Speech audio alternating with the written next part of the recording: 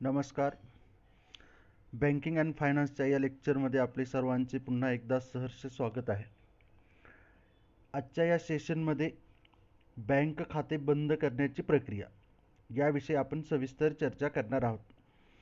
बँकेतील कोणत्याही प्रकारचे खाते बंद करताना किंवा त्या खात्याचे हस्तांतरण करताना किंवा स्थानांतरण करताना म्हणजेच खाते एका ठिकाणाहून दुसऱ्या ठिकाणी ट्रान्सफर करताना विशिष्ट पद्धतीचा अवलंब केला जातो. त्याचं सविस्तर विश्लेषण आज आपण करणार आहोत.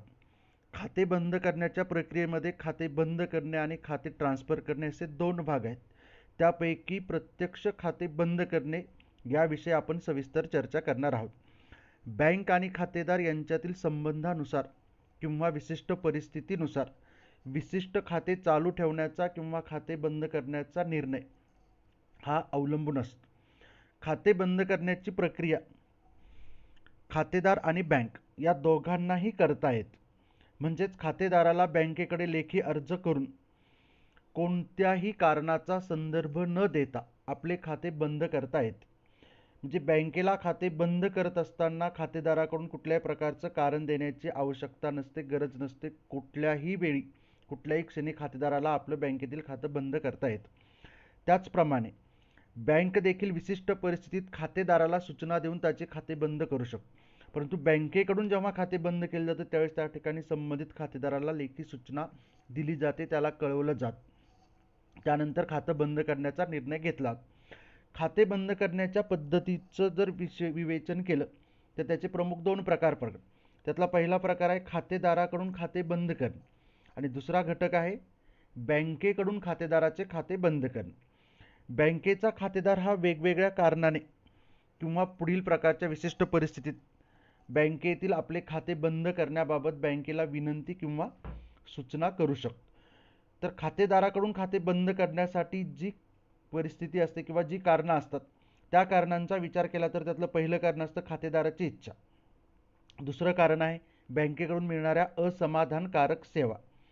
तिसरं कारण आहे कमी व्याजदर. चौथं कारण आहे बँकेची आर्थिक स्थिती आणि पाचवं कारण आहे जागा किंवा ठिकाण यातील बदल. या 5 कारणामुळे बँकेचा खातेदार आपलं बँकेतील खातं बंद करण्याचा निर्णय घेत. त्याचं सविस्तर विश्लेषण आपण पुढे करूयात. त्यातलं पहिलं कारण आहे खातेदाराची इच्छा. खातेदाराला बँकेतील आपले खाते बंद करावे असे वाटत असेल, म्हणजे खातेदाराची फक्त ती इच्छा असेल आणि खातेदाराने खाते बंद करण्याची सूचना बँकेला केली असेल तर त्या खातेदाराचे खाते बंद करण्याचा निर्णय बँकेला घ्यावा लागतो. म्हणजे फक्त खातेदाराची इच्छा असेल की या विशिष्ट बँकेमध्ये असलेलं माझं खातं बंद करायचं आहे आणि त्या संबंधीची सूचना जर त्याने बँकेला कळवली तर बँकेला ते खातं बंद करण्याचा निर्णय घ्यावा लागतो. खाते बंद करताना खाते पुस्तक आणि शिल्लक असलेले धनादेश हे खातेदाराकडून बँकेला परत करावे लागतात. त्या खात्यामध्ये शिल्लक असलेली जी रक्कम असेल ती रक्कम खाते बंद केल्यावर खातेदाराला दिली जाते. म्हणजे खात्यातील पूर्ण रक्कम ही खाते बंद केल्यानंतर खातेदाराला प्राप्त होत. त्यानंतर दुसरं कारण आहे असमाधानकारक सेवा. जर खातेदाराला आपल्या बँकेकडून किंवा ज्या बँकेमध्ये आपलं खातं आहे त्या बँकेकडून आवश्यक असणाऱ्या सुविधा मिळत नसतील किंवा ज्या सुविधा प्राप्त होतात त्या सुविधाबाबत किंवा कामकाजाबाबत तो खातेदार जर असमाधानी असेल तर खातेदाराला त्या बँकेतील आपले खाते बंद करता येत. म्हणजे त्याला आवश्यक असणाऱ्या सुविधा मिळत नसतील आणि जर सुविधा मिळत असतील तर त्या ठिकाणी पूर्णपणे समाधानकारक नसतील, म्हणजे असमाधानकारक असतील तर खातेदार त्या ठिकाणी त्या बँकेतील आपलं खातं बंद करू शकतो. म्हणजेच खातेदाराला आपलं खातं बंद करता येत. त्यानंतर तिसरं कारण आहे व्याजदर, कमी व्याजदर. ज्या बँकेमध्ये खातेदाराचं खातं आहे ती बँक जर इतर बँकांच्या तुलनेत खातेदाराला कमी व्याज देत असेल तर खातेदाराला त्या बँकेतील आपले खाते बंद करता येत आणि त्या बँकेतील खातं बंद करून जी बँक जास्त व्याजदर देते असा जास्त व्याजदर असणाऱ्या दुसऱ्या कुठल्याही बँकेत आपलं नवीन खातं उघडता येत. कारण बँकेमध्ये ठेवी ठेवणे किंवा खाते उघडण्याचा हेतू देखील उत्पन्न मिळवणे हा देखील एक हेतू असतो. तर व्याजदर जास्त असेल तर जास्त उत्पन्न प्राप्त होत. त्यामुळे जी बँक कमी व्याजदर देते त्या बँकेचा खातेदार आपलं त्या बँकेतील खातं बंद करू शकतो. त्यानंतर चौथा घटक आहे बँकेची आर्थिक स्थिती.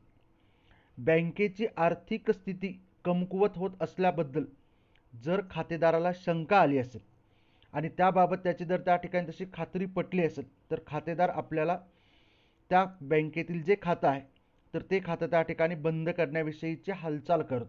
म्हणजेच ज्या बँकेची आर्थिक स्थिती कमकुवत होत आहे अशा बँकेचे खातेदार आपल्या खात्यातील सर्व रक्कम काढून घेण्याचा प्रयत्न करतात किंवा ती रक्कम काढून घेतात आणि खात्यातील सर्व रक्कम काढून घेतली तर त्यावेळेस त्या ठिकाणी ते खातं बंद केलं जातं. त्यानंतर पाचवा घटक आहे जागा किंवा ठिकाणातील बदल. खातेदाराची राहण्याची, नोकरीची किंवा व्यवसायाची जागा जर बदलली असेल आणि ज्या बँकेत त्याचं सध्या खातं आहे त्या बँकेत व्यवहार करणे खातेदाराला जर त्रासदायक होत असेल म्हणजे गैरसोयीचं होत असेल तर खातेदार त्या बँकेतील खाते बंद करू शकतो आणि त्याला सोयीचं ज्या ठिकाणी खातं असेल त्याला सोयीचं ठिकाण जे असेल त्या ठिकाणी असणाऱ्या दुसऱ्या कोणत्याही बँकेमध्ये तो आपलं नवीन खातं उघडू शकतो. तर अशा 5 कारणामुळे खातेदार आपलं खातं बंद करू शकतो, बँकेला तशा प्रकारची लेखी सूचना देऊ शकतो. याशिवाय या ठिकाणी दुसरा जो घटक आहे तो दुसरा घटक म्हणजे बँकेकडून खातेदाराचे खाते बंद करणे, की ज्याप्रमाणे खातेदार आपलं खातं बंद करू शकतो त्याचप्रमाणे काही विशिष्ट परिस्थितीत बँक देखील खातेदाराचे खाते बंद करू शकतो. काही विशिष्ट परिस्थिती जर त्या ठिकाणी अस्तित्वात आली असेल तरच त्या ठिकाणी बँक आपल्या खातेदाराचे खाते बंद करण्याचा निर्णय घेते, म्हणजेच खातेदाराचे खाते बंद करू शकते. ती जी विशिष्ट परिस्थिती त्या विशिष्ट परिस्थितीचा विचार केला तर त्यामध्ये पहिलं कारण आहे खात्यात दीर्घकाळ व्यवहार न करणे. दुसरं कारण आहे बँक कायद्याचा किंवा नियमाचा भंग करणे किंवा उल्लंघन करणे. तिसरं कारण आहे खातेदाराचा मृत्यू. चौथं कारण आहे खातेदाराचे मानसिक असंतुलन. पाचवं कारण आहे न्यायालयाचा आदेश आणि 6वं कारण आहे वचनपत्र किंवा पैसे देण्याचा हुकूम. तर या कारणांचं सविस्तर विश्लेषण आपण पुढील प्रमाणे करू. त्यातलं पहिलं कारण आहे की बँकेकडून खातं कधी बंद करण्याची सूचना खातेदाराला दिली जाते. त्यातलं पहिलं कारण आहे खात्यामध्ये जर दीर्घकाळात कुठलाही व्यवहार केला नसेल, जे दीर्घकाळात व्यवहार न करणे. एखाद्या खातेदाराने जर दीर्घकाळपर्यंत आपल्या खात्यावर कोणताही व्यवहार केला नसेल तर बँक त्या खातेदाराला खाते बंद करण्याची सूचना किंवा विनंती करते. खातेदाराने जर त्या बँकेच्या सूचनेला कोणताही प्रतिसाद दिला नाही तर बँक त्या खातेदाराच्या खात्यातील रक्कम दावा न करता येणाऱ्या ठेव खात्यामध्ये वर्ग करते आणि त्या खातेदाराचे खाते बंद करते. म्हणजे एखाद्या खात्यावर जर बँकेने निश्चित केलेल्या कालावधीमध्ये 6 महिन्याचा कालावधी असेल, 1 वर्ष असेल, 2 वर्ष असेल, 5 वर्ष असेल, बँकेने तो कालावधी निश्चित केलेला असतो की सर्वसामान्य आपल्याला बँकेकडून सांगितलं 6 महिन्यामध्ये किमान एक व्यवहार खात्यामध्ये होणे अपेक्षित आहे. जर दीर्घ कालावधीपर्यंत त्या खात्यामध्ये कुठल्याही प्रकारचा व्यवहार होत नसेल तर बँक त्या खातेदाराने बँकेकडे दिलेला जो त्याचा पत्ता असेल त्या पत्त्यावर लेखी सूचना पाठवते किंवा त्याचा संपर्क क्रमांक असेल तर त्याच्यावर त्या ठिकाणी संपर्क करून या खात्यामध्ये कुठल्याही प्रकारचा व्यवहार होत नाही त्यामुळे हे खातं तुम्ही बंद करू शकता अशा प्रकारची सूचना देते किंवा विनंती करते. या सूचनेला जर खातेदाराने कुठलाही प्रतिसाद दिला नाही तर मात्र बँक ते खातं स्वतःहून बंद करते. त्या खात्यामध्ये शिल्लक असणारी रक्कम ही दावा न करता येणाऱ्या खात्यात वर्ग करते. म्हणजे एकदा त्या खात्यात ती रक्कम जमा झाली तर पुन्हा त्या खातेदाराला त्या रकमेवर दावा दाखल करता येत नाही. त्यामुळे अशा प्रकारची प्रक्रिया पूर्ण करून बँक त्या खातेदाराचं खातं बंद करते. त्यानंतरचा दुसरा घटक आहे बँक कायद्याचा भंग किंवा बँक नियमांचं उल्लंघन. एखादा खातेदार बँकेशी दोषपूर्ण व्यवहार करून बँकेला फसवण्याचा प्रयत्न करत असेल किंवा खोटे धनादेश देत असेल किंवा खात्यामध्ये रक्कम शिल्लक नसतानाही वारंवार खात्यातील रकमेपेक्षा जास्त रकमेचे धनादेश देत असेल, आर्थिक गैरव्यवहार करण्याचा प्रयत्न करीत असेल, अशी बँकेची खात्री पटल्यास बँक त्या खातेदाराचे खाते बंद करते. म्हणजे एखादा खातेदार बँकेची वेगवेगळ्या कुठल्या तरी मार्गाने फसवणूक करण्याचा प्रयत्न करतो किंवा बँक नियमाचं कायद्याचं उल्लंघन करतो अशी जर बँकेची खात्री पटली तर बँक त्या खातेदाराचे खाते बंद करते. त्याचप्रमाणे खोटी कागदपत्रे देऊन खाते उघडले असल्याचे बँकेच्या निदर्शनास आल्यास त्या खातेदाराचे खाते देखील बँक बंद करते. म्हणजे बँकेत खातं उघडताना त्या व्यक्तीने जे डॉक्युमेंट्स दिलेले आहेत त्यावेळेस त्या ठिकाणी ते बरोबर असल्याचं खात्री पटली असेल पण त्यानंतर त्या बँकेच्या निदर्शनास आला असेल की या खातेदाराने दिलेले सगळे दस्तऐवज हे खोटे आहेत किंवा चुकीचे आहेत, तर त्यावेळेस देखील बँक त्या खातेदाराचं खातं बंद करू शकते. त्यानंतरचा घटक आहे खातेदाराचा मृत्यू. बँकेच्या एखाद्या खातेदाराचा जर मृत्यू झाला असेल आणि त्याच्या मृत्यूची सूचना देणारे लेखी पत्र मृत्यू प्रमाणपत्रासह बँकेला मिळाले असेल तर बँक त्या खातेदाराचे खाते बंद करण्याचा निर्णय घेते. म्हणजे एखाद्या खातेदाराचा मृत्यू झाला आणि त्याचं मृत्यू प्रमाणपत्र म्हणजेच त्याचं डेथ सर्टिफिकेट बँकेला जर प्राप्त झालं आणि त्या मृत्यू प्रमाणपत्राबरोबर बँकेचं खातं बंद करण्याची सूचना देणारं लेखी पत्र बँकेला प्राप्त झालं तर बँक त्या खातेदाराचे खाते बंद करण्याचा निर्णय घेते. खातेदाराच्या मृत्यूनंतर त्या खात्यातील त्याचा अधिकार समाप्त होत. म्हणजे एखाद्या बँकेत खातं उघडणं हा एक प्रकारचा करार असतो. त्यामध्ये दोन पक्ष आहेत, खातेदार आणि बँक. या दोन पक्षांपैकी दोन पार्टींपैकी एका पार्टीचा जर मृत्यू झाला तर तो करार संपुष्टात येतो. त्यामुळे खातेदाराचा मृत्यू झाला तर त्या दोन पक्षांपैकी एक पक्ष म्हणजे एक पार्टी त्या ठिकाणी मृत्यू झालेला आहे, त्यामुळे तो अधिकार ते दोन जे घटक आहेत किंवा तो दोघांमध्ये झालेला करार आहे तर तो करार संपुष्टात येतो. त्यामुळे त्या खात्यावरील त्या मृत व्यक्तीचा अधिकार समाप्त होतो. अशा खातेदाराचे खाते सुरू ठेवण्यात अनेक प्रकारच्या अडचणी असतात की जो व्यक्ती अस्तित्वात नाही त्या व्यक्तीचं खातं बँकेला चालू ठेवता येत नाही. त्यामुळे खातेदाराचा मृत्यू झाल्यास त्याचे खाते बंद करून खात्यातील शिल्लक रक्कम त्याच्या वारसदाराला दिली जाते. ज्या वारसदाराची नोंदणी बँकेकडे केलेली आहे त्याचं नामांकन केलेलं आहे त्या व्यक्तीला त्या ठिकाणी दिली जाते. जर खातेदाराने मृत्यूपत्र केले असेल तर मृत्यूपत्रातील सूचनेनुसार खात्यातील शिल्लक रकमेचे विभाजन किंवा वितरण केले जाते. तर ही सगळी प्रक्रिया बँकेला त्या ठिकाणी करावी लागते. त्यानंतर चौथा घटक आहे खातेदाराचे मानसिक असंतुलन.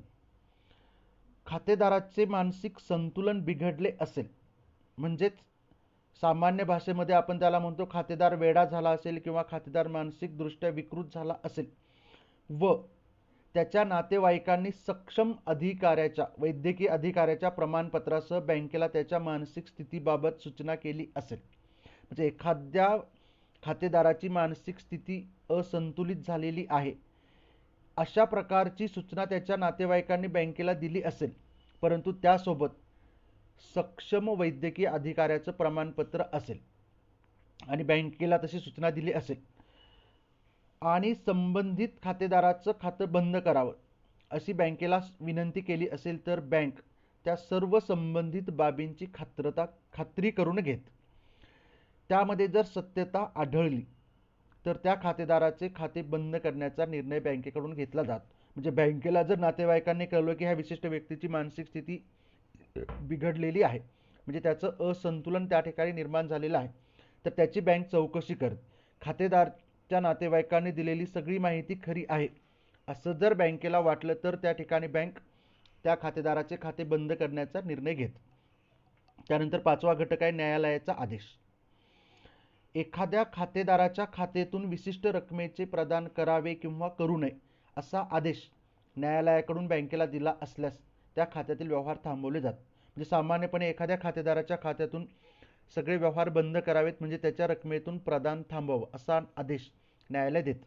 एखाद्या विशिष्ट गुन्ह्यामध्ये असलेला एखादा व्यक्ती असेल की त्या व्यक्तीच्या खात्यातून कुठलेही पैसे काढता येणार नाहीत म्हणजे त्या व्यक्तीचं खातं हे न्यायालयाकडून सीज केलं जातं, गोठवलं जातं, त्याच्यातून त्याला व्यवहार करता येत नाहीत. त्यामुळे न्यायालयाने जर असा आदेश दिला असेल तर बँकेला ताबडतोब त्या खात्यातील व्यवहार थांबवावे लागतात. न्यायालयाने जर त्या खात्यातील संपूर्ण रकमेबाबत आदेश दिला असेल तर बँक त्या खातेदाराचे खाते बंद करते. की त्या व्यक्तीच्या अकाउंटमध्ये समजा 10 लाख रुपये आहेत आणि बँकेने 5 लाख रुपये त्या व्यक्तीच्या खात्यातून देऊ नयेत म्हणजे किमान 5 लाख रुपये त्या व्यक्तीच्या खात्यामध्ये ठेवावेतच असा आदेश दिला असेल तर बँक 10 लाखापैकी 5 लाख रुपयाचं प्रदान करू शकते. पण त्याच्या खात्यामध्ये जेवढी रक्कम असेल त्या संपूर्ण रकमेचं त्या ठिकाणी प्रदान थांबवावं असा आदेश जर असेल तर बँक ते खातं त्या ठिकाणी पूर्णपणे सीज करते किंवा ते गोठवते आणि ते खातं बंद केलं जातं. त्यामुळे न्यायालयाचा आदेश जर असेल तर बँकेला खातं बंद करण्याचा निर्णय घ्यावा लागतो. त्यानंतर आणखी एक शेवटचा घटक आहे वचनपत्र किंवा पैसे देण्याचा हुकूम. ऋणकोचे पैसे देण्यासाठी खातेदाराच्या खात्यातील शिल्लक रकमेतून पैसे द्या किंवा खातेदाराच्या शिल्लक रकमेतून प्रदान करावे असा जर न्यायालयाचा आदेश आला असेल तर बँकेला त्याची कार्यवाही करावी लागते. त्या खात्यातून पैसे देण्यामुळे जर खात्यातील सर्व रक्कम संपली असेल तर ते खाते बंद होते. तसेच बँक आणि खातेदार यांच्यातील संबंध संपुष्टात येतात. म्हणजे एखाद्या खातेदाराच्या खात्यातील रक्कम विशिष्ट व्यक्तीला, धनको व्यक्तीला द्यावी असा जर न्यायालयाचा आदेश प्राप्त झाला तर ती रक्कम बँकेकडून त्या विशिष्ट व्यक्तीला दिली जाते. ती रक्कम देण्यामुळे जर खात्यातील संपूर्ण रक्कम संपली असेल तर ते खातं त्या ठिकाणी बँकेकडून बंद केलं जातं. कोणत्याही प्रकारे खातेदाराकडून जर त्या ठिकाणी खातं बंद केलं असेल, बँकेकडून खातं बंद केलं जात असेल तर त्याचा परिणाम असा होतो की बँक आणि खातेदार यांच्यातील संबंध त्या ठिकाणी संपुष्टात येतो. तर अशा प्रकारे खातेदार आणि बँक या दोघांकडूनही खाते बंद केले जातात. कोणत्याही खातेदाराचे खाते बंद करण्याचे निश्चित झाल्यावर, म्हणजे बँकेकडून खातं बंद करण्याचं निश्चित झालं असेल किंवा खातेदाराकडून खातं बंद करण्याचं निश्चित झालं असेल तर त्या खातेदाराकडून बँकेचे दस्तऐवज म्हणजेच बँकेचं भरणा पुस्तक असेल, बँकेचं खाते पुस्तक असेल, चेकबुक असेल इत्यादी परत मागवून घेतले जातात. त्या खातेदाराच्या खात्यातील शिल्लक रकमेवरील खाते बंद करण्याच्या दिवसापर्यंतची व्याजाची रक्कम ही निश्चित केली जाते. सर्व रक्कम खातेदाराला परत केली जाते. खाते बंद केल्यावर खाते पुस्तकावर खाते बंद केले असा शिक्का किंवा सेरा मारला जातो. खातेदार जेव्हा खाते बंद करताना बँकेच्या सूचनेला प्रतिसाद देत नाही तेव्हा त्याच्या खात्यातील रक्कम त्याच्या बँकेकडे दिलेल्या पत्त्यावर पाठवून खाते बंद करण्याची प्रक्रिया ही बँकेकडून केली जाते. म्हणजे खाते बंद केल्यामुळे बँक आणि खातेदार यांच्यातील संबंध त्या ठिकाणी संपुष्टात आहेत. व्हिडिओ शेवटपर्यंत बघितल्याबद्दल सर्वांना धन्यवाद. थँक्यू.